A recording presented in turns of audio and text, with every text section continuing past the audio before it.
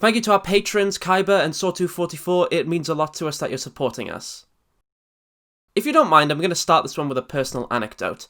When I first discovered science fiction, it was through Star Wars Episode 1. As someone who was originally a fantasy kid, Star Wars was pretty easy to get into. After all, it featured space knights with magic. But what Star Wars opened me up to were worlds and creatures I hadn't seen in fantasy before. Instead of humans with sharp teeth, slightly smaller humans, or humans with pointy ears, there were robots, a new variety of different humanoid shapes and sizes, and locations that boggled the mind. I was ready to see what else sci-fi had to offer, and then, when visiting a family friend, when rushing upstairs to play on my bud's gaming console as usual, he popped in Halo Combat Evolved, and it immediately hooked me. Halo was yet another jump from Star Wars. Whereas the aliens before were multicolored humans with additional pieces attached, now we had completely left behind the humanoid. The elites, grunts, and jackals were monsters with captivating and frankly awesome designs. The locations had only gotten more awe-inspiring with mystery and intrigue behind them, and though my times playing the game were often brief and cut short with having to return home, the mystery behind what else there was to experience was tantalizing. Every opportunity I got with this friend, we'd play Combat Evolved, and then Halo 2, and then Halo 3. Each one gripping me more and more with the addition of learning about this alien alliance known as the Covenant with 2, and playing online with 3. And every opportunity I got, I would beg my parents for my own Xbox to play these games, much to their dismay. Admittedly, my family wasn't exactly the kind that approved of video games, particularly violent ones. But one day, they decided that I could indeed have my own game console for my birthday. I waited for months and months for that fateful day, and on my 8th birthday, I finally received the PlayStation 2. Yeah, gotta be honest, it was a lot of fun. I loved my PS2 and the games that come with it, but it never quite replaced my want for Halo. And so I carried on going over to my friend's place to get my fix. Halo 3 released, and I had a ton of fun on that. I was slowly piecing together what was going on in this world, and then finally we learnt of a new Halo game that was coming out. Halo Wars. It was unlike anything I'd ever seen. At this point, my main games of choice were Spyro, Ratchet & Clank, Tomb Raider, Star Wars Battlefront 2, and Turok Evolution when no one was looking. But this real-time strategy thing was so different. I was curious. And what's more, my main source of interest in the franchise, the Covenant, would be able to be commanded by you, the player. This was more than enough to convince me, and with each trailer I was gripped more and more, so once again I tried asking my parents, convincing them that this wasn't a violent game, and that I would work harder than I had ever before at school for Halo Wars. And thankfully, they agreed. Halo Wars was pre-ordered, a limited edition no less, and I was told that for my birthday I would get the Xbox 360. And so Halo Wars arrived in late February, I had a Halo game of my own, and so began the wait for my birthday in July. Months passed. I read the included comic over and over, I pestered the few friends who had the game about it, what it was like, and finally, July arrived, and so did my Xbox 360, with an attached copy of Halo 3. So yeah, Mum, Dad, thank you so goddamn much. So I set up my 360 and gave Halo Wars a try, my first own Halo game. And yeah, I loved every second of it. Every new unit introduced was amazing, I loved the new characters, I loved the new ships. I remember absolutely adoring the game, and whenever I just wanted to relax and kick back, I'd throw on Halo Wars Skirmish and play as the Prophet of Regret. Mainly because he came with Honor Guard elites, which are the coolest things. But it's been a while since those days. My tastes have changed, I'm a different person, and I'd like to think I look at things a little bit more critically. So, this video is going to be pretty special. This game has a unique place in my heart for being my first Halo game and the game I played the most until months later when I finally got Xbox Live and could play Halo 3 online. Let's not waste any more time, and let's take a look at one strange anomaly of a game, Halo Wars.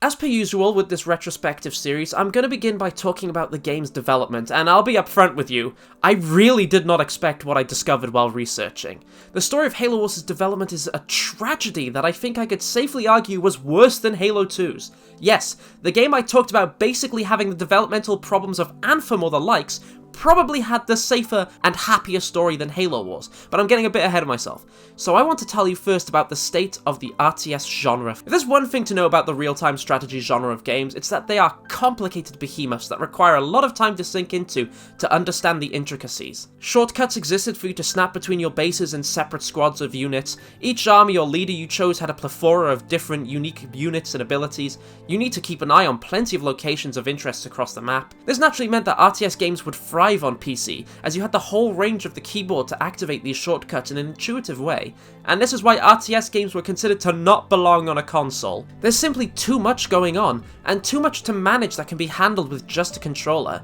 or so was believed at the time. Enter not Bungie, but Ensemble Studios, the creators of the Age of Empires, a popular RTS series on the PC. Ensemble was purchased by Microsoft in 2004 and spent between 12 to 18 weeks pushing themselves to answer a question: can an RTS be made for a console? This project was announced in 2006 with CEO of Ensemble, Tony Goodman, saying, "We're giving RTS games on consoles a shot. We actually spent a whole year just trying to reconstruct how the controls would work on an RTS game." They were working on a modified version of the Age of Empires engines, and after more than a year of work, they believe they hit exactly what they were looking for: the control scheme for a console RTS, and a new game to push out with it. Not too much is known about this game, but Ensemble were reportedly pretty proud of what they had accomplished, and excited with whatever this IP was. And so they took it to Microsoft, who told them, "Wow, we're really impressed by what you've done. Great work. But it's Halo now." Sorry, what? Microsoft, according to Tony Goodman, were excited about the potential in this project, but felt like an RTS on a console just wouldn't sell unless it had a big name attached to it, and so they decided that that big name to be attached should be Halo. Now, I like me some Halo, as you could probably have guessed, but taking away someone's work and telling them to put aside all their plans and work within the confines of another story that isn't theirs is a little... well, I wouldn't be a fan of it if I was in their position. I've seen some sources say that Ensemble also had very little experience with or care for the Halo franchise, which honestly, if true, puts them in an even worse place. They know they had to basically remake their game from scratch to fit the Halo universe, which was already a beloved and highly regarded franchise. The project went from already being a difficult task of making an RTS work on a console, to making an RTS work on a console and meet the expectations that come with a Halo title. But it's okay. Bungie were right alongside Ensemble as they made the game. Working with the developers who made such a series of revered games has gotta help, right? No! See, Bungie were looking to leave Microsoft and begin exploring new ideas for games that they had. They wanted to go beyond Halo. But they did promise Microsoft 2 more games made by them, but after that they would be free, and Halo would be laid to rest. Or so they thought. Imagine being in Bungie's position, thinking the story you wrote was over and would end on whatever note you decided for it, only for Microsoft to turn up and say, "Hey, so we know you guys are leaving, and we really do hope the best for you out there. Just thought you should know first, we gave Halo to someone else." Bungie were pissed, and honestly, I can understand it. They're quoted as seeing the situation as whoring out the franchise, and because of this, they were a little standoffish to poor Ensemble who were forced into this position. Now we have a developer who didn't plan to make this game, asking for help from people who didn't want them to make this game. As you can probably imagine, things were a little bit tense. Despite this, Bungie at least provided Ensemble with the materials to base their new units from that they had to make from scrap. Plenty of these references came from the planned Halo movie and what Bungie allowed them to see from Halo 3. Ensemble stuck pretty closely to them, only making changes to make each unit more visually distinct from an RTS angle, as you wouldn't be playing this game in first person, but instead as this entity looking upon the battle from above. But on top of this, Ensemble had to make the task of making new units and vehicles for both the UNSC and the Covenant that felt like they fit within Halo, which could be a pretty difficult task. Because if there's one thing we know about Halo fans right now, it's that they want their Halo to look a very specific way. Trying to balance what an RTS fan and what a Halo fan expects in a single game was also a challenge. RTS fans want depth and intricacy, while Halo fans want fast-paced action and something that resembles the previous games. So Ensemble brought in Halo fans to test out their game, took aboard their criticism and adjusted their game. As per usual with a Halo game, plenty was cut. The Flood were planned to be a playable faction, and a secondary Covenant campaign was to be included in the finished product. Sadly, neither made it in. Bungie were also pretty restrictive on what Ensemble could and couldn't use, and almost every idea Ensemble had would have to go through Bungie to see if it could be used. For example, Master Chief was out, but more Spartans were in. And while Bungie was working on Halo 3, they wouldn't part with any information they had for that era of the universe, meaning that Ensemble would have to set their game before the events of the current games, an era that was practically barren and unexplored at this point. On September 27, 2006, Microsoft released a pre-rendered cutscene to advertise Halo Wars, and I remember seeing this and immediately falling in love with it. Everyone did. No one had seen Halo with this level of detail, which was largely thanks to Blur Studios, who created this trailer and would be attached to many Halo projects following this one. Though while I remember fawning over this trailer when I first saw it, and to be honest I still kind of do, the action is great, the elites look terrifying, the last line sends shivers down my spine, I cannot deny there's a few little awkward things about it. Particularly in the elite's behaviour. Like, these guys are just running into the field with no weapons at all. They just want to beat the Marines to death with their bare hands. Was this how the war started? Did the Covenant really think humanity was so small of a threat that they could just send in their soldiers without weapons? And similarly to Halo 2, at E3 2007, Ensemble showed off a demo of Halo Wars, only for nearly everything shown to be cut or changed later down the line. Regardless, development trucked on, and after a long and devastating crunch, it was all over. February 26, 2009, Halo Wars releases. So, was it successful? Well, yes and no. As a game in a Halo title, Halo Wars was received incredibly well, earning 8s or 9s out of 10s from most publications. It was considered to be a great addition to the franchise, while also proving that RTSs can indeed work on a console. People who were new to the genre found it incredibly easy to get into and enjoy, and RTS experts also enjoyed the streamlined experience, but did say that the game was missing a few important features other RTSs would normally have, such as being able to create groups or hotkeys. But even so, the game was beloved by most, if not all. On that account, Halo Wars was successful by proving RTSs could work on a console, and was successful in introducing RTS fans to the Halo universe and Halo fans to the RTS. But unfortunately, it was not the start of an RTS revolution as some people would hope it would be. Despite how successful it was as a game and that it proved consoles can be a home for the RTS, nothing really followed that. I can recall a few RTS games popping up on the Xbox afterwards, but none ever really fared well. So no, Halo Wars wasn't successful in starting some RTS movement on console, and as much as I hate to say it, despite putting Ensemble in an awkward position and straining the relationship with Bungie, I guess Microsoft was right to make Ensemble's project a Halo game. Like I said, a few developers tried their hands at making console RTSs, but none of them ever took off despite plenty working just fine, so I can only assume, and of course I may be wrong, that it was indeed the Halo title that drew people to this game. It certainly was the reason I came to the game and got introduced to real-time strategy, along with many of the people I know. A lot of the talk I remember around the game before its release was about how it worked into the Halo universe, and what this game meant as a Halo game. It all sounded like a recipe for disaster, right? You had a dev team that didn't want to make this game, being coached by another team that didn't want them to make the game, working within the confines of a genre that has never worked on console before. But regardless of all that, Halo Wars was a success in the eyes of many. Ensemble had proven themselves, and pretty much right before completing the game, Microsoft told them, hey, thanks for creating this new addition to this beloved franchise, and maybe proving that RTSs can work on a console. Now pack your bags, we're shutting down the studio. Gee, thanks Microsoft! So think about all that now. The guys at Ensemble made this knowing it was a game they didn't want to work on, a game the owners of the franchise didn't want them to work on, and no matter how well it did, their studio was going to be shut down. It really was an awful situation, and I feel so sorry for the employees of Ensemble. But they did their damn best, and for their efforts, they made a completely unique and amazing experience. I do hope that everyone has since then managed to do well for themselves, and I just want to say thank you, Ensemble, for making the game that pretty much defined my early teen years. Dan, you've gone on for too long talking about development. When are you going to talk about the game? Right now, you complete wet sock. So, the first thing you're going to be greeted with when opening up the game is the menu, obviously. But hang on, stay with me, because I have to talk about this. CE, 2, and 3 all had some pretty relaxing and distinct menus.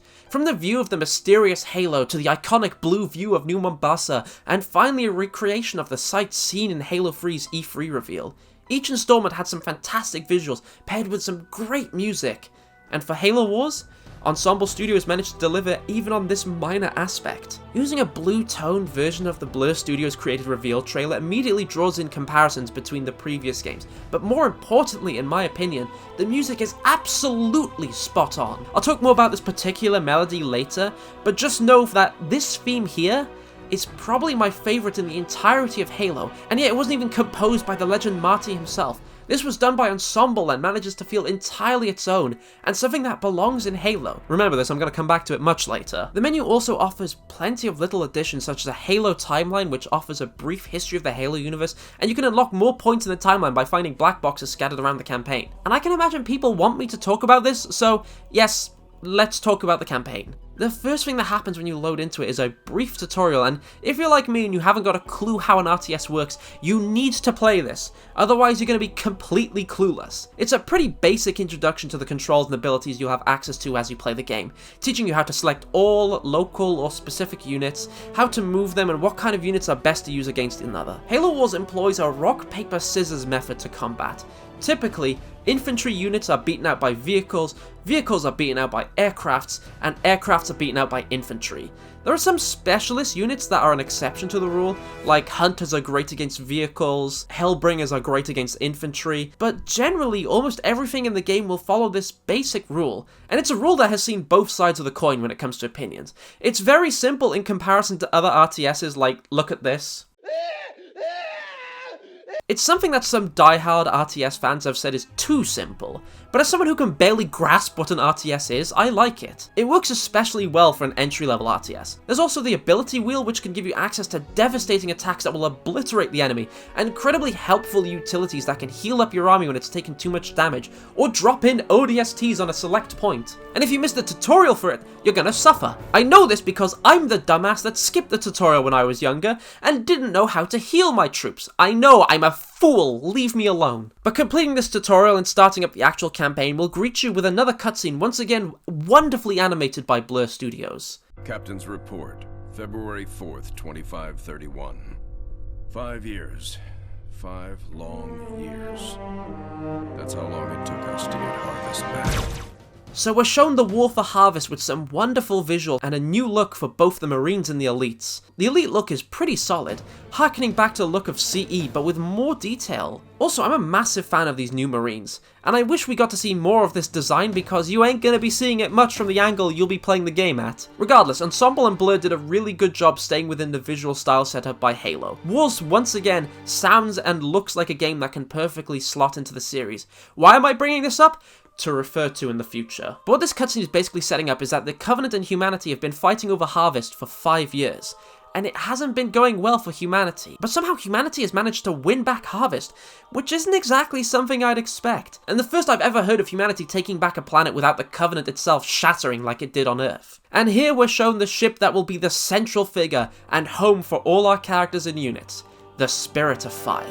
The music swells as the ship reveals itself, deploying pelicans in these mobile bases. It feels reminiscent to the first reveal of the Pillar of Autumn, which is a good note to hit, as the Spirit of Fire will be operating in a similar way to that ship as the main source of UNSC forces in this game, but with a far more active role. Speaking of the Pillar of Autumn, the reveal of the first two characters are pretty similar too, as we're introduced to the captain of the Spirit of Fire, Captain Cutter, and his ship's onboard AI, Serena. There's a brief talk, it's very standard military stuff, bring up weapons, prepare to fight the Covenant. It quickly leads us to a new character introduction, and once again we get to feel what I can only describe as an echo of the crew of the Pillar of Autumn with Sergeant Forge, who I feel like is a stand-in for Sergeant Johnson. We don't get to see much of the characters in this cutscene, but as the game goes on we'll get a better understanding of who they are. Kind of. But we do get introduced to a new character very quickly, one who has no obvious analogue within the crew of the Pillar of Autumn. Professor Anders. The crew gets straight down to business, discussing the Covenant digging something out of the ice. Anders is keen to get down to Harvest as soon as possible to see what the Covenant are up to, much to Forge's chagrin, as he's ordered to fall back to Alpha Base. Which brings us to our first bit of gameplay. I remember this being a pretty jarring transition when I was younger. Going from Blur's wonderful cutscenes to what's on display here shows a clear difference, but it's an understandable compromise. The game isn't expecting you to look at these units close up like an FPS, and they can afford to skip out on a few details. For an RTS, this is pretty standard stuff as far as I'm aware. And yet I still gotta praise Ensemble because even when pulling the camera so far away, every unit is instantly recognizable and identifiable. Anyway, the Covenant have Alpha Base, the UNSC forces are scattered, and it's down to Sergeant Forge and you as some nebulous commander entity to regroup and retake Alpha Base. Forge is himself in the driver's seat of a Ghost Warthog that the player has to command to specific points along a linear progression to rescue pinned down Marines from Covenant grunts and elites. And yeah, while obviously the in-game graphics aren't as amazing as what Blur created, Ensemble have done a pretty good job on the environments. And a little thing that I really do love is the fact that when going over inclines or ramps, the Warthog actually jumps into the air like you'd expect in the original trilogy. It's a little something they didn't have to do, and admittedly is a very small touch that I'm pretty sure plenty of people didn't pay attention to, but I did. and as small as it might be, I'll applaud it. It's also in these brief skirmishes that you'll learn that pretty much every unit has a normal attack and a special ability that needs to cool down once used. For example, Marines will lob grenades at whatever target you designate, and the Warthog will charge ahead and splatter them in traditional Halo fashion, dealing a bit of damage to itself in the process. And once you rescue the Marines, they'll either hop into nearby Warthogs or join you on foot, increasing the number of forces to your name as you continue pushing up the ravines and back to Alpha Base. The game is teaching you about your core units and the advantages both Marines and Warthogs have. Warthogs are fast and tankier, but Marines can access points that vehicles just can't. There's even a moment reminiscent of Halo 3, where the Covenant have placed a shield that completely stops vehicles from progressing, so you'll have to send in your Marines through the shield and onto the other side to take down the generator. After breaking through, it's one big assault on the forces surrounding Alpha Base, and bam, mission over. Hey Dan, you kind of flew through that one pretty quickly. Isn't there more to talk about? Well, not really. Anything else to talk about I'm trying to space out for this script, but these missions are usually pretty cut and dry. It's not like in an FPS where the mission can go wrong or have multiple objectives stacked on top of the other. There's really not that many twists or turns to the levels of Halo Wars. It's pretty simple. The challenge comes from how well you can field your army. And to be honest, you should probably expect me to fly through these story missions. This isn't going to be like the Halo 3 retrospective. So let's carry on. Blur graces us once again with a cutscene of Forge sneaking around the frozen tundra to see what the Covenant are up to, and it seems a certain someone is among the Covenant ranks.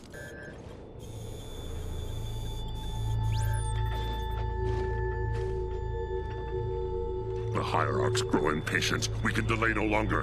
What if the infection defiles the relic? I care not for your little life. Open the relic.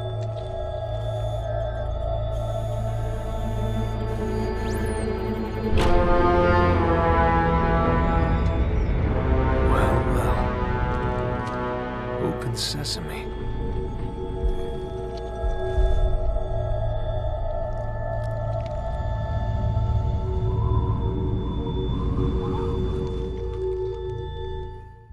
That's right, we have an Arbiter leading the enemy forces, and this definitely isn't like Fel Vadam or any of the other elites we've seen before.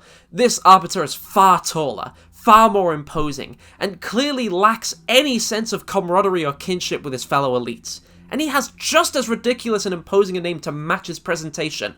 Ripper Morami.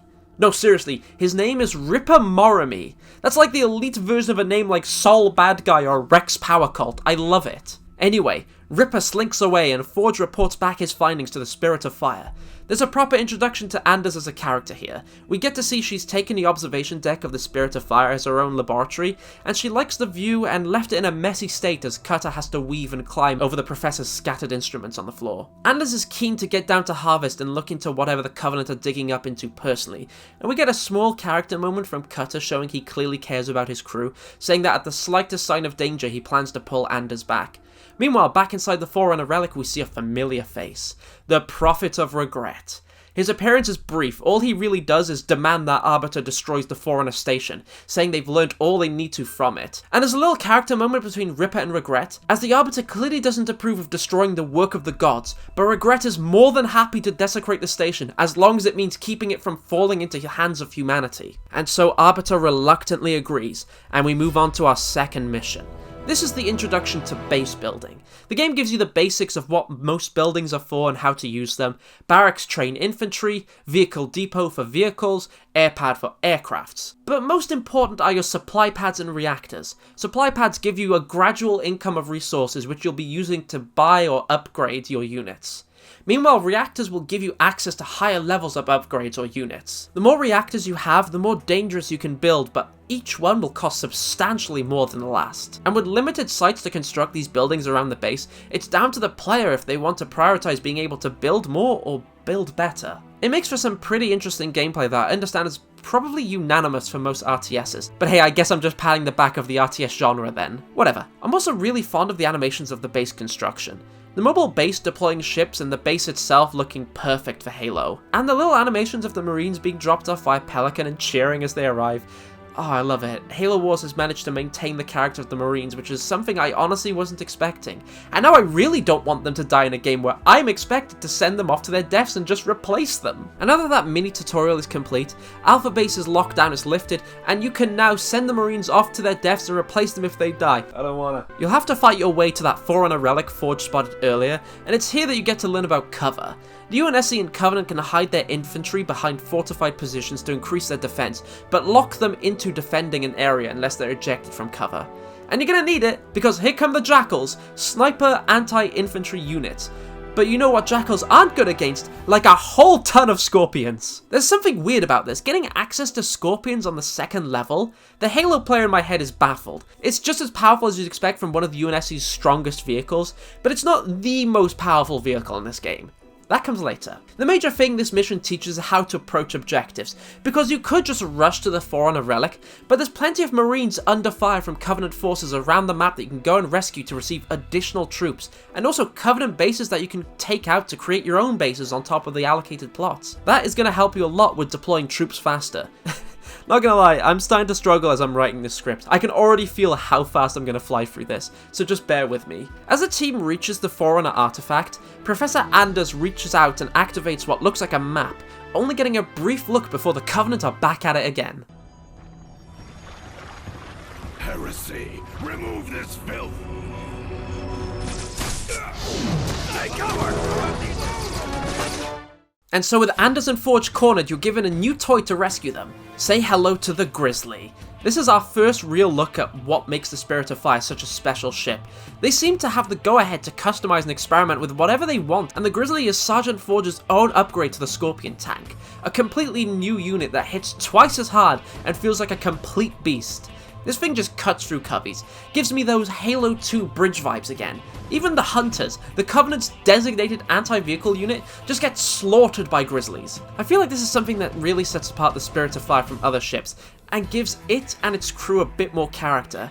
We get to see their personalities and preferences reflected on how they want their units to work. And Forge is clearly someone who just wants things to go boom, which matches what we've seen of him and what we will see from him. Forge is a pretty stereotypical action hero, cracking off one-liners while he's standing up to the coveys and making jokes with the rest of the crew during downtime. He's not exactly anything impressive, but he fits with what we've come to expect from the UNSC. He's just a fun, badass leatherneck. And of course, if given the opportunity to upgrade a vehicle, he's gonna go right to the Scorpion and give it 2 tubes to shoot pure death out of and a bunch of missile pods at the back.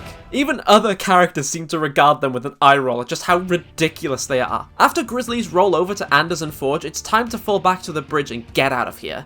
But the Covenant managed to destroy the bridge using grunts, and Ensemble has even managed to capture the humor of previous games as the grunts end up blowing themselves up. Which leads to the UNSC fortifying another location as Anders slowly gets another bridge up and running, and then one final dash to the extraction point. Returning to the Spirit of Fire, Anders informs Cutter and Serena that all the relics did was point to Arcadia, another planet which is currently a holiday location for humanity. Knowing the Covenant likely have the location to the planet as well, Anders advises Cutter to leave for Arcadia, something Cutter is a little hesitant about, but eventually comes around to agreeing with. Very well, Professor. I'll clear it with Admiral Cole. Serena, set course for Arcadia. Aye, sir. Crazy mystery trip to Arcadia plotted in, spinning up FTL drive. Serena, get out of my lab.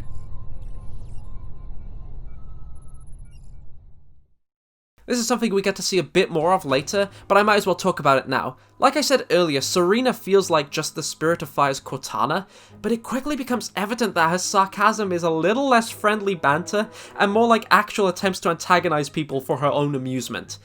It never comes across as too malicious. She just likes teasing people and getting a reaction from them. And it definitely annoys Anders, which immediately gives her more character than what we've been exposed to so far, what we'll be exposed to later.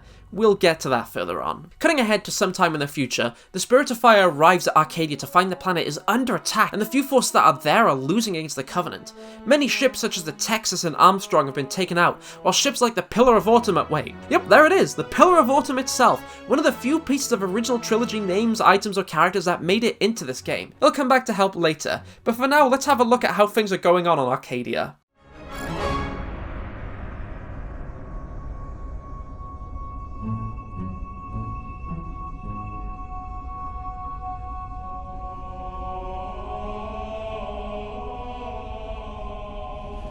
Serena, launch pods. Bring the ship to alert. What a way to reveal the Spartans. That iconic theme humming in the background, and we see one alone standing to be joined by a whole squad. For the first time, we're seeing teams of Spartans be deployed, while their numbers were still high before they were whittled down to essentially just the chief. And on the ground, it's down to us to support the Spartans and defend the civilians as they attempt to escape the Covenant. You're provided a legion of Hornets and Forge in this Warthog, and it's pretty effective to quickly traverse the map and slay whatever you find. The main source of difficulty in this mission is how you split your troops up. You need to at least keep one of the civilian transport ships alive, along with getting enough civilians on board, as you'll be darting back and forth to make sure the Covenant don't kill some innocents on their way to the ship, while Banshees and Wraith will be appearing from the fog of war to attack the ships themselves. And there's plenty of time for the Covies to crawl out of the woodwork and get the job done. It's the first moment in the game where I actually had to put some thought into what I was doing, instead of mindlessly spamming Warthogs or Marines.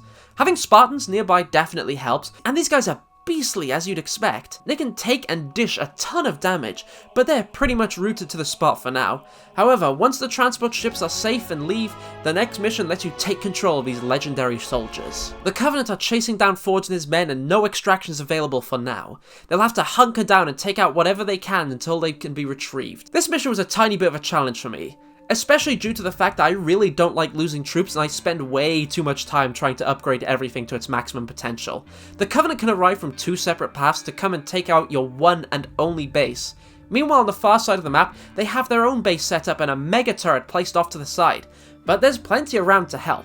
Luckily, there's a ton of scattered resources that you can send people out to collect. There's spare reactors you can send a single squad of infantry into to hold down to give you extra tech points. There's plenty of other UNSC forces that are on the retreat and come to you for help. On top of that, Spartans come with a really handy special ability. Any vehicle or aircraft can be hijacked and brought into your ranks as the Spartan takes control and provides a buff to it. So you want your Scorpion to be a bit beefier, or you want that Wraith to stop harassing you? Send out a Spartan. These 3 Spartans, Red Team, all come with unique weapons and my personal favourite of the standard Mjolnir variants, the Mark IV armour. It's a little weird though that canonically the Mark V was the first Spartan armor to use shields, but here Red Team get it while they're in the Mark IV. It's a minor thing that I can overlook for the RTS. And if you're liking the Spartans so far, then you're gonna love this mission, as for this time only it's not just Red Team. Along comes Spartan Omega Team. Omega Team. With a leader who sounds like this. Spartan Team Omega inbound. The edgy boys of the Spartan Training Academy, I guess. Love them. With all your combined forces together, you can take out the Mega Turret and the Covenant base, and when that's all over, Omega Team will leave and the Spirit of Fire can pick up the stragglers. Aboard the ship, it seems like the Spirit of Fire has discovered a massive Covenant energy shield somewhere else on Arcadia. The Covenant are hiding something beneath it, so the plan is to borrow some experimental technology from the Pillar of Autumn, a plasma rhino, a tank modified to use Covenant weaponry, and to round it off we get a last little bit of Forge just being Forge. Professor, Sergeant Forge, let's get that shield down. Ah, babysitting again? So here we are. The Spirit of Fire and Pillar of Autumn have set up a base near the Covenant Dome and are deploying the plasma rhinos at the base to try and take it down. Unfortunately, it's not that easy, and as soon as the rhino starts firing, the Covenant begins deploying troops to take you out. Little thing I'm going to note here, but this is the first time since Combat Evolved that the Covenant have been using the old Spirit dropships rather than the Phantoms of Halo 2 and 3.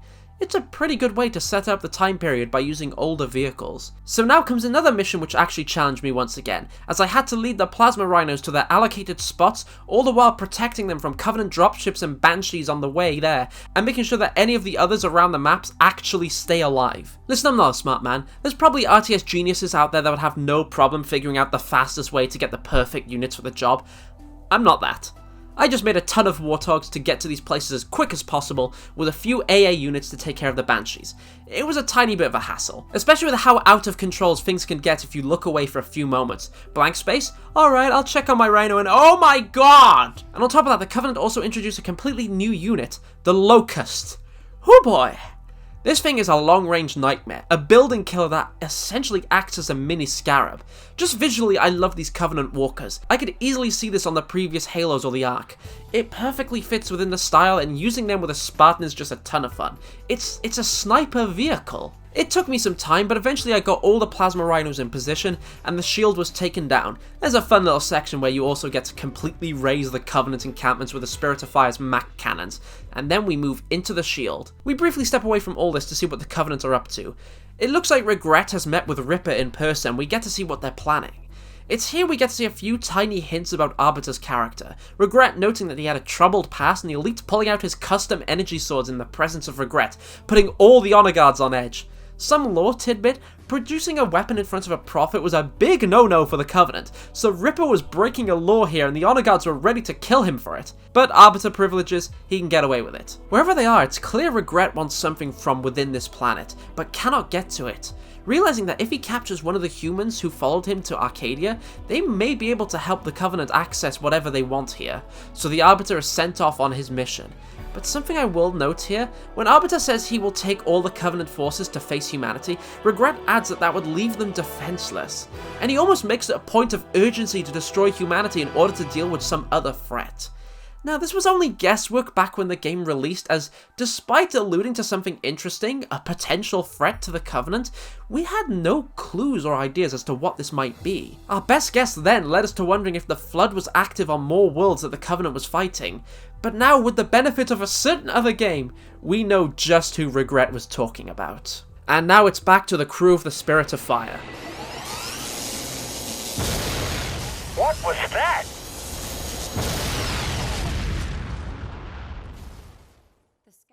So yeah, that's a pretty damn big scarab. Luckily, it's still under construction and can only move its head for now. So the aim of this mission is to use the few pieces of cover around the map to maneuver around to the scarab and blow it up. The Super Scarab all the while will be slowly whittling away the cover to try and hit your base or your unit, and if it catches them, they will be expunged from history. To help you though are a few scattered power generators for the Scarab that you can take out to make the head move just a bit slower. It's a really simple mission, nothing more to it, but I found it to be a ton of fun. I really like this new Super Scarab design even if it's only half built, and I like having my units dart from cover to cover to eliminate these generators before taking on the Scarab itself. And with the Scarab down, Anders moves in to document the area, and Forge follows her to protect her, but mostly goof off. Hey, how about one for the scrapbook, Professor? If you don't mind, Sergeant, I'm trying to document this area for study.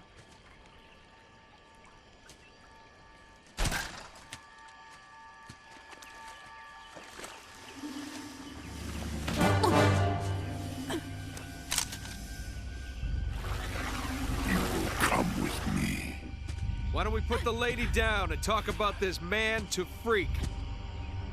As you wish.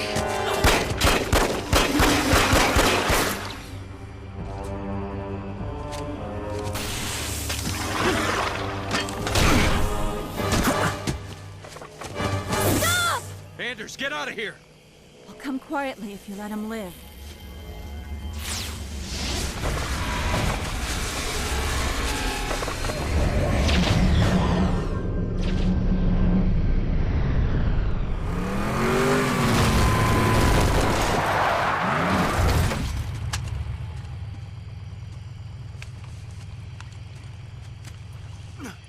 Sir. I'm okay. Spirit of Fire, this is Forge. I lost Anders. What happened? Some massive elite came out of nowhere. Captain, I'm tracking her transponder. It's heading away from the planet. Damn it. Sergeant, get up here on the double. Already en route, sir. Forge and Red Team are brought up to the Spirit of Fire as they see Arbiter's ship leaving with Anders. Cutter weighs up the options he has: to continue assisting in the defense of Arcadia, or to go and retrieve a close colleague. And here's where I'm going to bring up a problem I've noticed. Cutter, as much as I love his voice and ship, comes across as a completely passive and reactionary character. Many times it feels like a decision is made for him by the people around him instead of the captain himself making a call. Like right here with Red Team and Forge basically demanding to go chase after Anders, and a few similar events before and after. Cutter's analog, Keys, felt like much more of a character than Cutter does. Keys had plenty of memorable lines, took matters into his own hands, and had plenty of great moments. Cutter, on the other hand, really doesn't have any of these. He feels like he's just there to pilot the Spirit of Fire, and even then, most of the work is done by Serena, who still has plenty of character. So, We left a note saying we're leaving, right?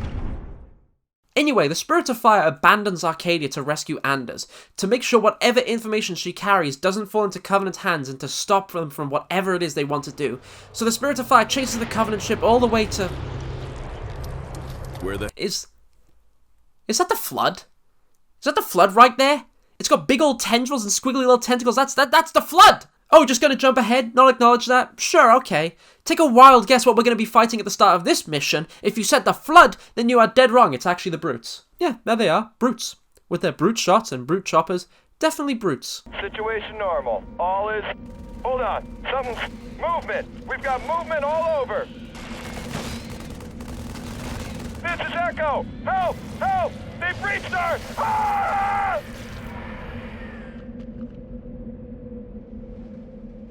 Echo signs are offline. Quite suddenly, I might add. And there they are. It's so weird. Unless I'm mistaken, this is the first mission, and maybe only mission that uses the Brutes as enemies, and it's only for this beginning moment. It's nice to see the angry boys from 2 and 3 back, and hey, this is the first time I can think of in the entire series where the characters call a species by their actual name rather than what the humans nickname them, as Serena calls them Jiralhane instead of Brutes, but they're gone just as quick. And then the introduction of the Flood feels so... mismanaged. They had the elements for a really solid Flood introduction here. You can see on your map friendly signatures disappearing, and you hear over the comms people being surrounded and attacked by monsters they can't comprehend. But you can just zoom over to the signatures and just see the Flood attack them every time. And, you know, it already showed the Flood. It's probably the weakest introduction the Flood has ever gotten. We just see them in broad daylight and the attempt of mystery and intrigue is shattered. We know it's the Flood. Let's get on with it. Despite that, the mission is actually pretty fun. You don't have a base, but instead you have an elephant, a vehicle that has only ever appeared on a single multiplayer map in Halo 3, and it operates as a mobile barrack as you can train troops out of it. And as you progress through this blighted landscape, which I will say for a Flood-inspired area is pretty solid. The brown and orangey colours are spot on for creating a noxious environment. Tendrils and tumors can be spotted growing from the ground. It looks like a Flood level should. And here's what hurt me the most. I couldn't stand losing my troops to the Covenant, but the Flood will actively infect your infantry through infection forms, or this new spore tower that will toss infectious clouds at your units, and if they stay in there too long, they become a part of the Flood. These spore towers in particular can be so annoying and should be dealt with as quickly as possible. It'll rot away vehicle armor and quickly turn any of your boys on foot to undead boys. And they have plenty of small... Well, I say small in comparison to an actual base, but they have small growths that will be spawning infection forms and new types of Flood creatures. And your job is to rescue the elephants from the previously attacked groups, free them from the grasp of the Flood, and return to your new base that the Spirit of Fire is setting up. The elephant is a great idea as it offers you the ability to quickly counter losing your forces to the Flood at the expense of not having as much health as a building. It works well for this mission. The mission also does a pretty good job at teaching you the basics on how the Flood are going to be operating. After this, it gets a bit worse. Red Team have gotten themselves into a bit of a pickle and have been surrounded by the Flood, so now with your new base, you'll have to venture back and rescue the Spartans. This is where you'll discover what is essentially the Flood base. It's a big, grotesque sack of flesh and pus that reminds me a lot of how the Flood appeared in Combat Evolved, and you'll have to take it down. Meanwhile, the Flood will be throwing pretty much everything at you. Spore towers, infection forms, combat forms, and new forms such as these weird bat things that serve as anti-vehicle units for the Flood. This mission is similar to the Super Scarab mission, in which if you destroy other optional objectives, your main target will become weaker. The difference here though is that these Flood hives that you can take out will regenerate over time, so you'll have a limited window to rush in and take out the other hives or the main base. So once again, learning to make separate units for your armies will help a lot, and if you're not a dumbass that constantly spams all units like I am, you should be just fine. I've said it before and I'll say it again, I am not a smart man. That's why I play first-person shooters. Anyway, we find that Anders is being held captive by the Arbiter and the Prophets of Regret, who take a few seconds to taunt her. Literally, a few seconds, before a zealot comes to inform Arbiter that the Spirit of Fire has followed the... Get the Hierarch to High Charity. Jesus Christ, Ripper, did he deserve that? So the Spirit of Fire has come as close as it can to Anders' signal, and they're a bit confused as it's over the ocean. What could this possibly mean?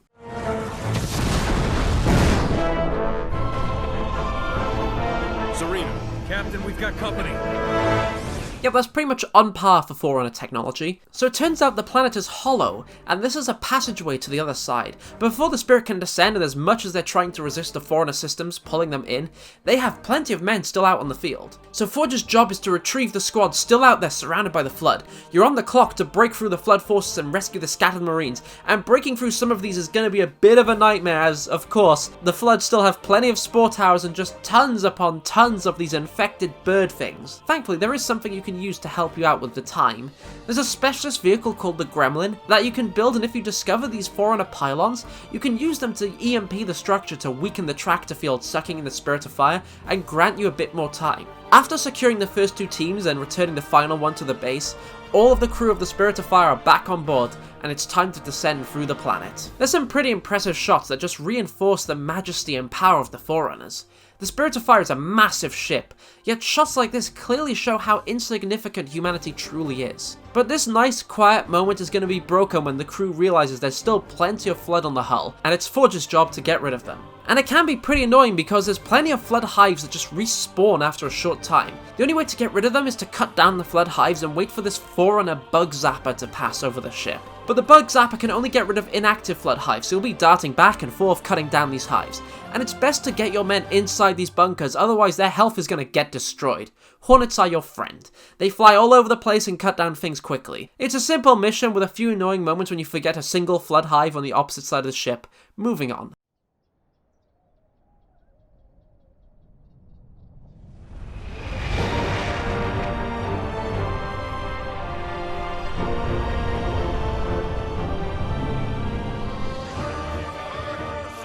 Hard starboard. Hard starboard, aye.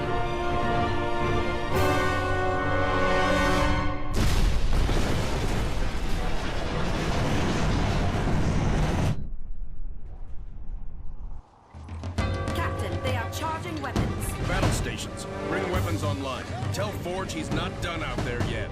Alerting the sergeant. Aye, sir.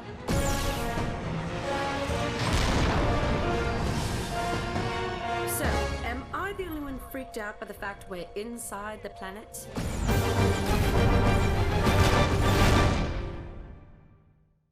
Okay, I've got a fair bit to say here, I think, so bear with me. And quickly before I get into my main point, this cutscene is just magical to me. It's what I think about when I think of Halo Wars. The Spirit of Fire facing down this new class of Covenant ship with a wonderful design, and most importantly, the music. I've talked a little about it before, but Stephen Ripley has done a fantastic job with the soundtrack of this game, and as I've constantly said before, it perfectly fits Halo despite being a new studio. But particularly what I love about Halo Wars' soundtrack is this. Even though I've said before Halo 2 has my favourite soundtrack overall, I'm pretty sure on most days I would classify this as my favourite track in all of Halo. And that's because it's doing something I haven't spotted in the previous versions of Halo's music. It's a leitmotif. Full disclosure, I know nothing about music. Most of my knowledge is gained from listening to secondhand sources for fun. I fully recommend watching the channel Sideways, he has fantastic music breakdowns, but basically the best way I can describe a leitmotif is it's essentially a theme, melody or jingle, whatever, that is used to represent a character, location, faction or idea, and can be used in multiple different tracks with different pacings and moods, yet still be identifiable as the theme that represents the character, etc. This is something Halo, to the best of my knowledge, hasn't really done before Halo Wars. I originally thought that the main theme to Halo represented the Halos themselves, or maybe even Master Chief, but the theme does crop up in instances where both the Halos and Master Chief are absent. For example, in this very game. So it's a theme that just represents Halo as a whole, just like how the title crawl music at the beginning of Star Wars represents the entire Star Wars series as a whole. But I'd struggle to find any piece of music in the previous games that I could argue represents a character or faction and is carried all the way through. Chief at this point doesn't have a constant theme, neither does Arbiter, Cortana, Johnson, Truth or Gravemind. But peculiarly, the Spirit of Fire is now the first thing to have a leitmotif.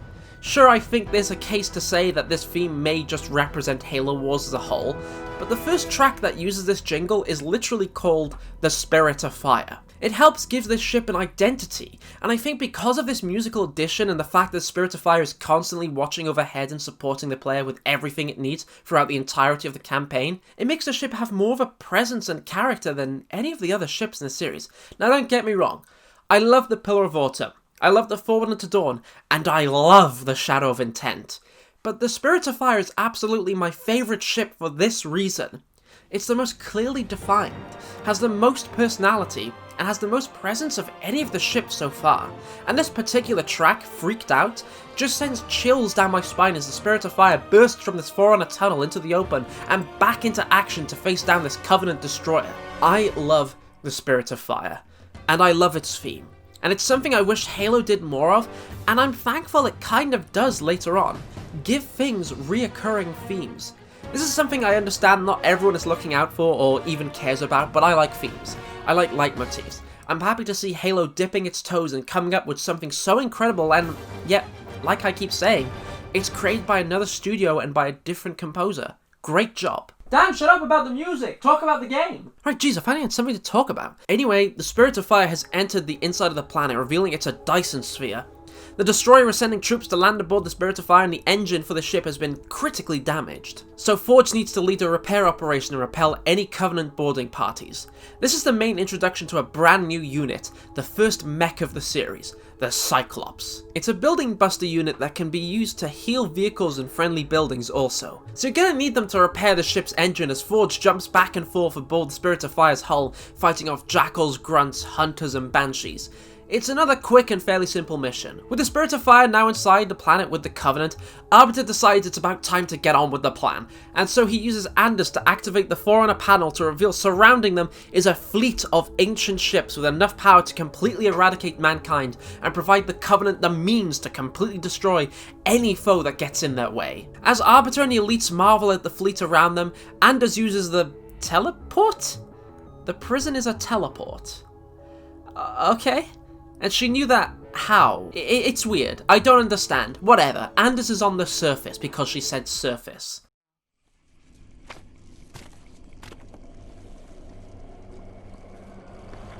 Or maybe not.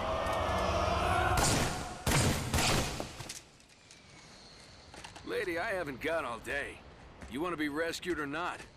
With Anders back in the crew's hands, it's now down to Forge to clear the air of hostiles for the Spirit of Fire to pick them up. There are several Covenant bases scattered around this level, along with plenty of rogue Flood forces that you'll need to take out and build up your own bases for support on the emptied land. There's a little note I want to make here, but the teleporters on this particular map are just giant forms of the teleporter frames used in Halo 3's multiplayer, and I just love that. Nobody would have batted an eye if they made their own teleporter, but they brought back these funky little boys from specifically the multiplayer of Halo 3. I also love this little piece of banter between Forge and the Spartans. Units.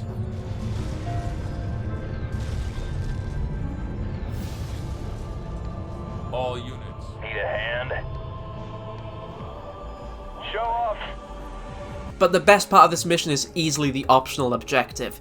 The Covenant have abandoned a Scarab, and if you have a Spartan free, you can hijack it for yourself. Unfortunately, I did not have a Spartan free, and there's no way to eject a Spartan once they're in a vehicle, so I just had to run that one single Spartan into enemy fire, wait for the vehicle to be destroyed and for them to pop out, and then run back to the Scarab. But once they got in, hoo boy was it worth it! The Scarab is every bit as powerful as you'd imagine and want it to be, and just eviscerates Flood and Covenant alike. And once you've taken out all the bases, the Spirit of Fire will pick up Anders and Forge, and so begins a plan to put a stop to the Covenant taking the Forerunner fleet. The Spirit of Fire has given up her slipspace drive in order to destroy the synthetic star at the center of this hollow world, and take out the Forerunner fleet and the Covenant. Though they'll be left stranded without any reliable means to get to any UNSC worlds anytime soon, Cutter chooses to make the sacrifice for the good of humanity, and so the next mission is basically one big escort mission. The Pelicans transporting the FTL drive are shot down, so Forge has to use an elephant to drag it all the way up to the teleporter. If the elephant is destroyed at any point while its cargo is on a slope, it'll slip right back down to the bottom, forcing you to start again. Thankfully, there are a few flat surfaces for you to rest on if you're ready to take out some Covenant and Flood bases. It's pretty straightforward, and not too difficult. Once Forge brings the FTL to the teleporter, he's transported to the hovering station we've seen the Covenant leaders at a few times, and we get this cutscene. It's active! Sergeant. Lieutenant? Take care of those elites. He's mine.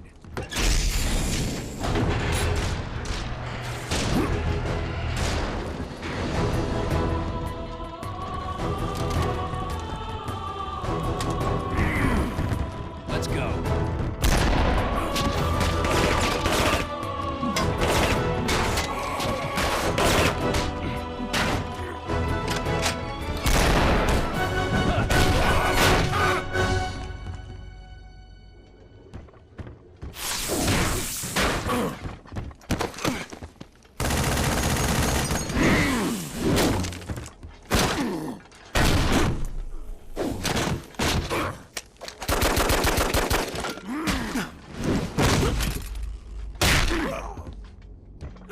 Like the rest of your race, weak and undisciplined.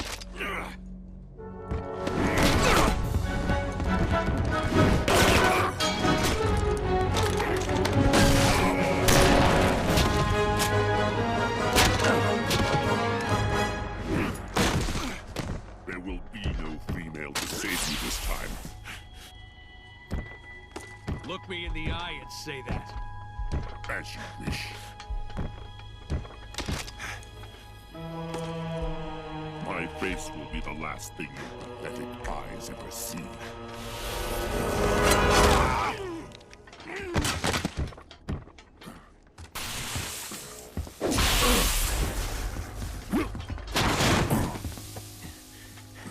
And for the record, I would have kicked your ass the first time if the lady hadn't stopped me. Pretty cool, not gonna lie, even though I have no idea why these elite miners have picked up the honor guard staffs instead of using any sort of ranged weaponry, especially when they're not honor guards, but it makes for a flashy fight with the Spartans. And yeah, Arbiter could have really easily ended Forge, but he wants to play with his food, which matches Ripper's character, and he pays dearly for it. And then one of Red Team just throws his body off the side of the platform. He's definitely not ending up in the mausoleum of the Arbiter, though knowing what happened to it, it's probably for the best. But we get a pretty stereotypical scene. Oh no, the time is fried. Guess I'll sacrifice myself. No, it shall be me who sacrifices today. Alright, I'ma head out. So Forge takes the slip space drive to the heart of the star, giving the Spirit of Fire enough time to evacuate. And it comes down to one final hectic mission. The only exit is sealed by shields. Covenant and Flood bases are everywhere. Scarabs are on the patrol, and you have to position your forces around the gate and deactivate the shields in specific orders. It's on. And it can prove to be a difficult mission. The game throws everything it's got at you. The entire Covenant and Flood roster is out to get you. Scarabs and Spore Towers will chew you up and spit you out. Luckily, in response to this, you'll also have access to almost anything you could possibly want, such as the UNSC's heavy aircraft, the Vulture, which can just about eviscerate anything that isn't called a Scarab. So after a lot of work, the remaining crew of the Spirit of Fire managed to take down the shields and open a pathway for the ship to pass through.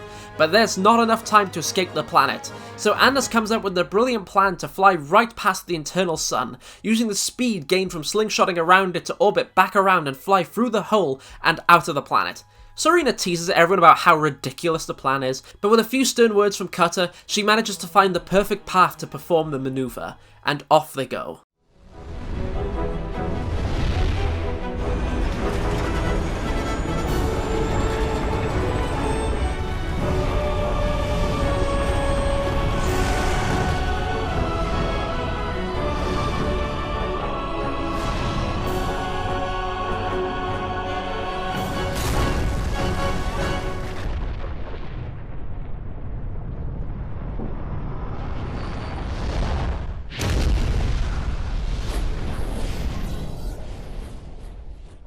The Covenant and Flood have been defeated, a powerful asset has been denied from falling into enemy hands, and the Spirit of Fire is left floating through space with no means of getting anywhere quickly. And as the crew go into cryosleep, we get one final solemn goodbye to Sergeant Forge as the campaign finishes. Yeah, I know I blitzed through that. And why is that? Well, it's mainly because the story, characters, and main objectives for the game are very simple and very straightforward. If a mission in Halo 3 was structured like this one section of the storm up to killing the first anti-air Wraith would be the entire mission, maybe throwing in the Scarab encounter to occasionally spice things up. Halo Wars' strength isn't its story or mission complexity, but its gameplay. And I'll tell you what, it can be pretty damn fun. However simple it may be, I do like the rock, paper, scissors relationship between infantry vehicles and aircrafts, with the occasional specialist troop breaking up the circle. I think plenty of the upgrades a player can unlock for the troops are a ton of fun, like leveling up Marines to such a point that they become ODSTs. And I like how that change is represented visually as well, rather than just a stat boost. If you upgrade your guys to have a new weapon or armor, it'll turn up on your units. Plenty of leader abilities are fun to use and definitely come in handy in a pinch, but there are a few bothersome things here and there.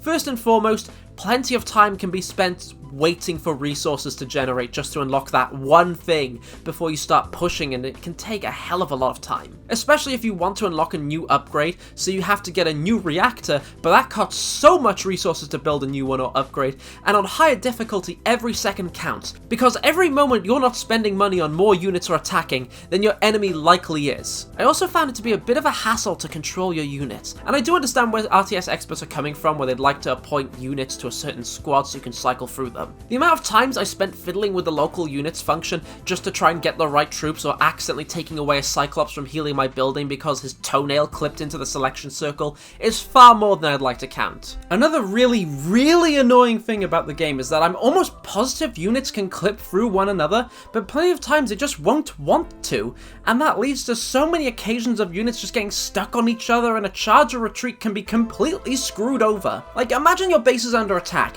and you want to take the quickest path back to save it. But if the Scorpion is slightly positioned wrong, then every single unit you have will have no idea what to do and just walk around the area slowly. It's so goddamn annoying. That being said, I think Ensemble managed to capture the style and feel of these units and transition it into the RTS so well. Just like in Halo 2 and 3, the UNSC is a mixing pot of accents and cultures, from Scottish Hellbringers to Australian pilots. And the new units introduced with both the Covenant and the UNSC are damn near perfect. The Rhino and Grizzly tanks are some of my personal favourites, but also units like the Sparrowhawk, Locust, Vampire, and Gremlin are great additions too. Many of the exclusive units matching their leader's personality pretty well, like I mentioned with Sergeant Forge and the Grizzlies before. So, let's talk about the characters then. This is probably where I was at the most confused and disappointed. I swear I remember a ton of these characters being far better than how they're presented here, but that might also be just because I've delved a lot into the expanded universe and I'm fresh off of Halo Wars 2. So I'm just going to quickly go through all the major and minor named characters that I think are worth talking about from how they're presented in the game, from worst to best. Captain Cutter. I honestly remember Cutter being a lot better, but the moment I started writing the script, he just never really had a chance to shine. Like I said earlier, he barely even drives the Spirit of Fire. That's what Serena does. I can't even give him credit for the choice he makes, because most of the time a call needs to be made, it's another character reasoning with Cutter that it's the right call to make. Now this can be fine, and can make for some damn good synergy and drama within a team aboard a spaceship. Look no further than Star Trek for proof of that. But Cutter is definitely no Picard here. The main problem is he almost never has a moment of agency for himself. He is just there because it wouldn't make sense for Forge, Anders, or Red Team to be ordering around an entire crew of a ship. The choice to leave Harvest wasn't his, it was Anders. The choice to chase the Covenant to the Forerunner Shield world wasn't his, it was Forge and Red Team's. The idea to sacrifice the Spirit of Fire slipspace drives wasn't his, it was Anders. He doesn't even have any memorable lines or rousing speeches apart from his opening narration. He does the bare minimum for the plot, and never really stands out like Captain Keyes. There's no moment akin to Keyes mad-dogging the Covenant and landing the Pillar of Autumn on the Halo ring, or killing 2 hunters by ramming a spirit into them. He's just a cut-and-dry military leader, which is fine, he does his job, but I was hoping for and expecting far more. Spartan Team Red and Omega. These characters are fairly cut-and-dry too, and I was expecting that. Red Team is the Spartan team that will accompany the Spirit of Fire through nearly every mission as soon as it touches down on Arcadia, and they're pretty much there to serve as reminders for how cool Spartans are. From the way they're introduced and reintroduced to what they're capable of in and out of gameplay, Red Team are just badasses. But that's all there is to them. They don't particularly have any relationships with the crew or have occasional one-liners like Master Chief does with the crew of the Pillar of Autumn, in Amber Clad and Forward Unto Dawn, which I guess makes sense. They literally just met the Spirit of Fire crew on Arcadia. And if Halo Wars 2 didn't exist, I'd be hard-pressed to remember that Red Team even had proper names and weren't just called Red Team. And I don't know why, I just love how serious and edgy Fireteam Omega's leader sounds. There's nothing more to it than that. It just tickles that very particular fancy of mine. The next two I kind of hold in the same regard. Professor Anders. It's a character that we haven't seen before in Halo, a civilian scientist aboard a military ship. She's inquisitive and headstrong and bounces off her other crewmates of the Spirit of Fire pretty well. I particularly enjoy the moments of rivalry we get between her and Serena. I like how tired she is of Forge and his antics. But again, there's not much to her. I think the reason I've put her higher than Cutter or Red Team is at least she has a defined personality and has some good banter with other characters, even if in that banter the other character usually has far more charisma and presence. The Prophet of Regret, a character that is essentially the reverse of Anders. Instead of having plenty of screen time but very few moments to shine, the Prophet has barely any screen time but makes a pretty decent impact on the scenes he's in. Regret is an impulsive and quick-to-anger prophet that wants results quickly and doesn't care for the mess he leaves behind, even if it means desecrating one of his holy relics, which lines up pretty well with what we know from Regret in Halo 2. I can see this one prophet being the one to jump the gun and go to Earth by himself. I also think he's wonderfully voice acted, but like I said, he's barely in the game. In fact, his last appearance he just turns up to point and laugh at Anders and then leaves forever. He's also kind of a cartoonish evil villain, which if I'm gonna be honest I do love, but it doesn't offer much in terms of personality. Ripper Morami, the Arbiter. He is as cartoonish as Halo has ever gotten with its villains, and I love him for it. Ripper is the antithesis of everything we know about the elites. He doesn't care about his fellow Sangheili. Hell, he doesn't give a damn about any of the Covenant units under his command. His special unit in multiplayer are suicide grunts, for God's sake. Once again, he is wonderfully voice acted and visually completely menacing. The tallest elite we've ever seen, and the damn ugliest too. He'd be more fit to be a brute than an elite. And it's interesting to see what kind of people filled the shoes of Arbiter before my boy Fel took the mantle. I really do like Ripper, but he comes with one major drawback. You can safely remove him from the entire story and almost nothing would change. As imposing a presence that he has, he barely actually appears, and in the few appearances he only has a few seconds of him actually fighting humans. For the face of the Covenant and the leader of the forces the Spirit of Fire has been chasing after, Arbiter is barely mentioned or seen, and he never actually appears in gameplay, entirely being reserved for cutscenes, which doesn't exactly make him the greatest antagonist. He feels only very loosely connected to the events taking place. Hell, Regret probably could have sent that zealot Ripper has been throwing around to kidnap Anders and everything would have likely happened the same way. I wish he appeared more, and I wish our heroes had more of a relationship with what should be the game's villain, but as it stands, the Arbiter is a really cool villain with an interesting subversion of what we've come to expect from an Arbiter or an Elite, but for all his presence, he has very little impact. Now on to the good stuff. Sergeant Forge. In a universe of cartoony archetypal characters, Forge is one of the most cartoonish archetypes of the strong, badass Marine, and I love him. He has plenty of memorable lines and bounces off of every character fantastically. Almost every line from him is some goofy one-liner and it never really gets old, especially when there's so much tactical jargon being spouted out by Cutter and Anders. And I also think his personality is reflected in his personal units. The man wants things to go boom, so he strapped on a whole bunch of extra rockets and missiles onto the Scorpion and called it a Grizzly. He has plenty of screen time and a lot of presence. His sacrifice was a little cliche, but I can't deny feeling a twang of sadness seeing his empty cryopod at the end. I enjoyed pretty much every scene he's in. And finally we have my favourite character from the game, Serena. Which is definitely weird because I remember hating her when I was younger, but now she's the most clearly defined character with some actual layers to her. While she's a snarky AI that loves teasing and antagonizing Anders and some of the rest of the crew, she clearly does have moments where she shows she cares. She has plenty of memorable lines and there's a treat every time she appears, adding some levity and character to plenty of techno and tactical babble scenes. She might be my favourite AI in this series. That's probably a hot take, I don't know man, I just like Serena. The thing is though, as much as I've put down some of these characters, if you got the limited edition version of this game, you get this little comic book called Halo Wars Genesis that I absolutely adore. It details the beginning of the Human Covenant War and offers some more insight onto nearly every character I've talked about, and even the Spirit of Fire.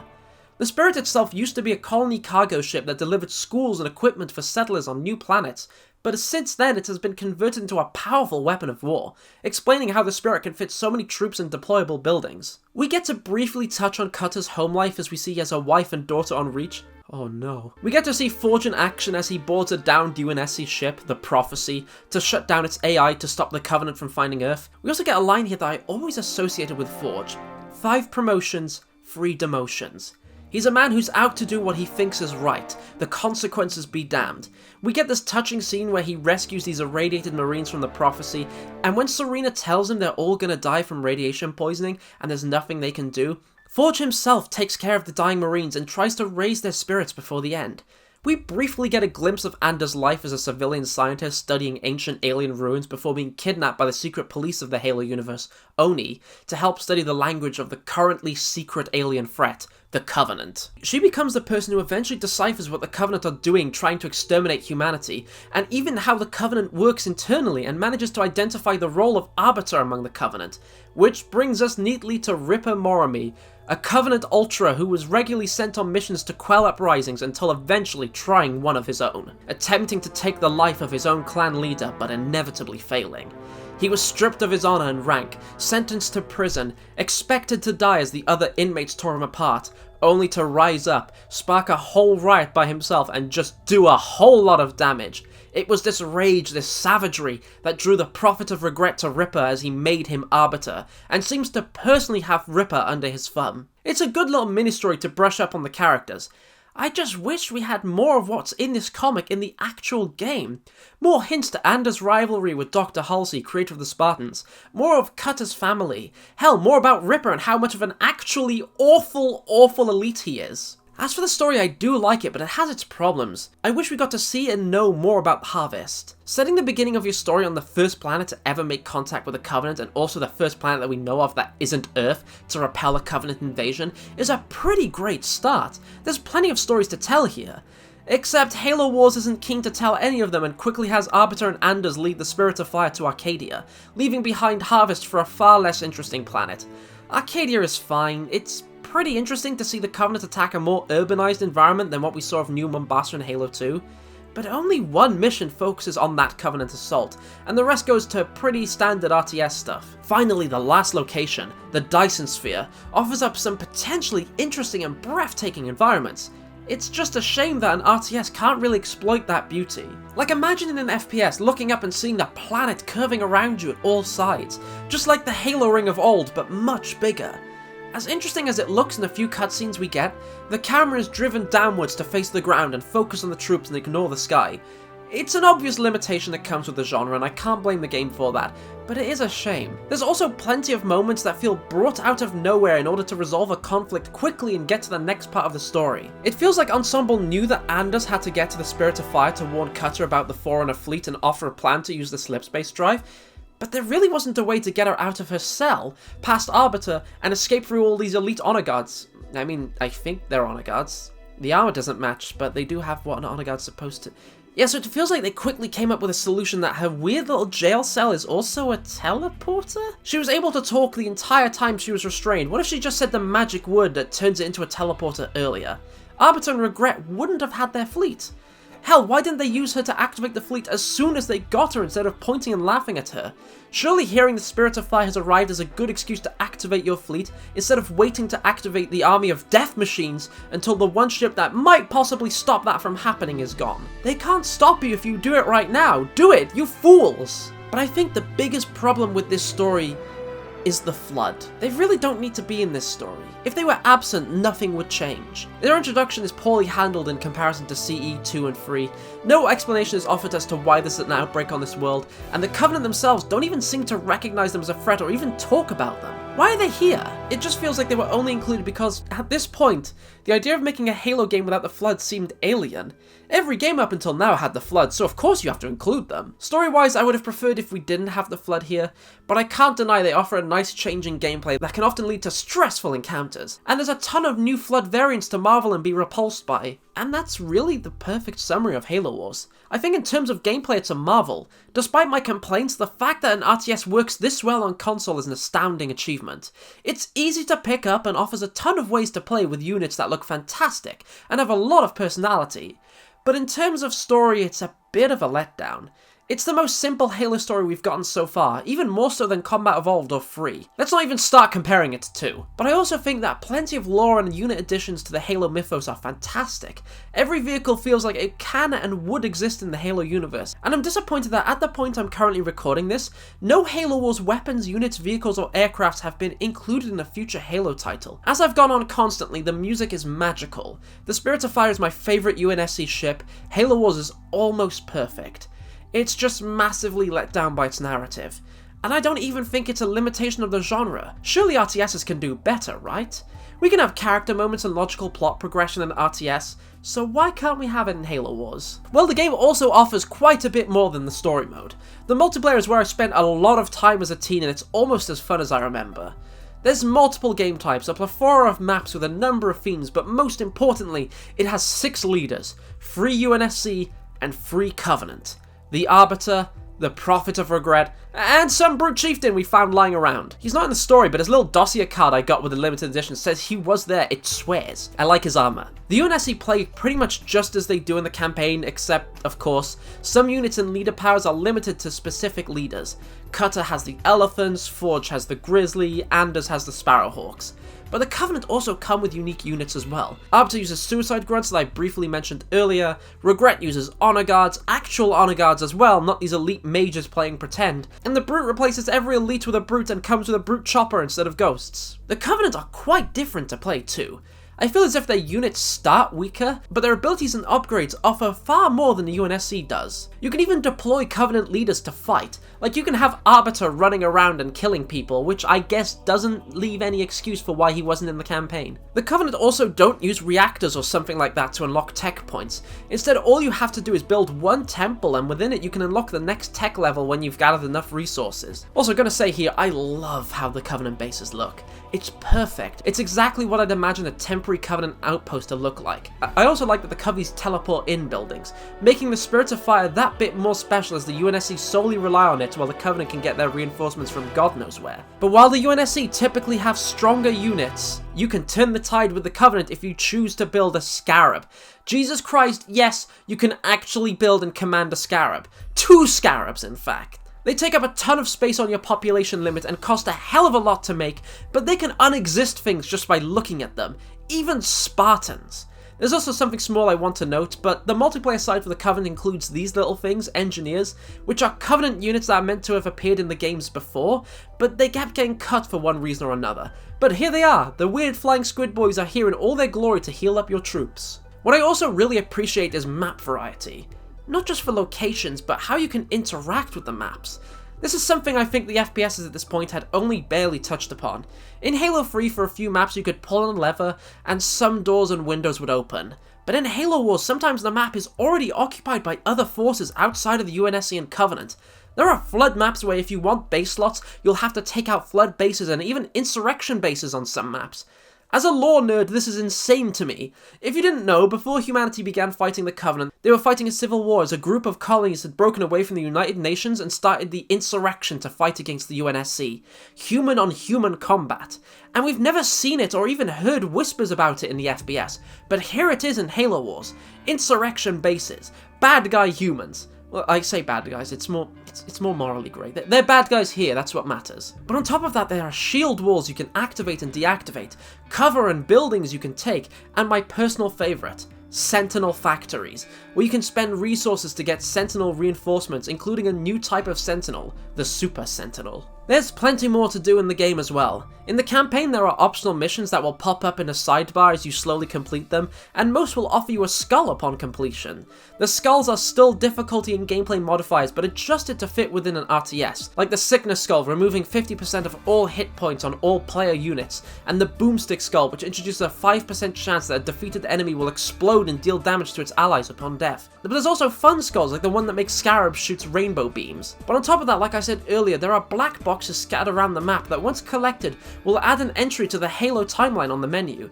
The timeline pretty much details the history of the Human Covenant War, but also takes some time to focus on the characters presented in the game. I think my favourite one is the one that reveals that Serena, fearing that the Spirit of Fire's trip to the Dyson Sphere may be the last it ever takes, faked Valentine's Day cards for the entire crew to keep them happy and provide solace in this dire time. Once again showing she's softer than she lets on. I wish more Halo games had something like this. A timeline or a codex would be really appreciated, and I'm glad it's here in Halo Wars. Halo Wars succeeded in introducing RTS fans to Halo and Halo fans to RTSs. Despite its many flaws, I still think it's a great game overall and one of the easiest RTSs to get into. I've tried since to get into other RTSs with varying degrees of enjoyment, but I always come back to Halo Wars. Though I must confess I'm disappointed for the first time when returning to it. It's been a while and I swore I remember it being a lot better. When planning this retrospective series, I was sure I was going to place Halo Wars above Combat Evolved. I even went into this script fully prepared to declare that this game was a hidden gem that ranks far higher than people give it credit for. And don't get me wrong, it definitely is. But I can't say it's better than CE. And for now it's at the bottom of my list of Halo games. It's a shame, but I can't deny, it's been fun to come home to Harvest, Arcadia and the Dyson Sphere. It's been nice catching up with the characters I've missed like Ripper, Serena and Forge.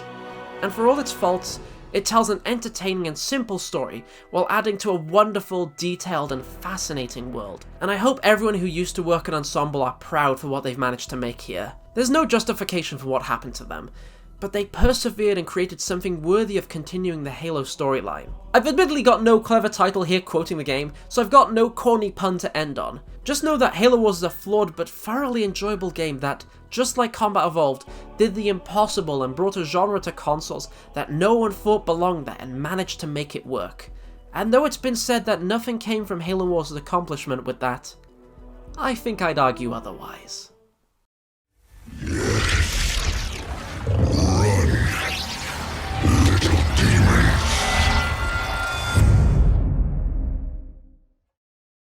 Hello, it's Dan again. Thank you for sitting through the entirety of this. I know it was a little wonky.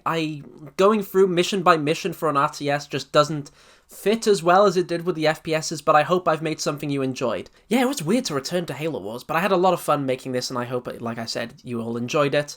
Thank you once again to Kyba and Sawtooth for donating to our Patreon. It means a lot. But yeah, once again, it's a mess. Thanks for watching. Have a good day, stay safe, ODST next, I believe. See ya!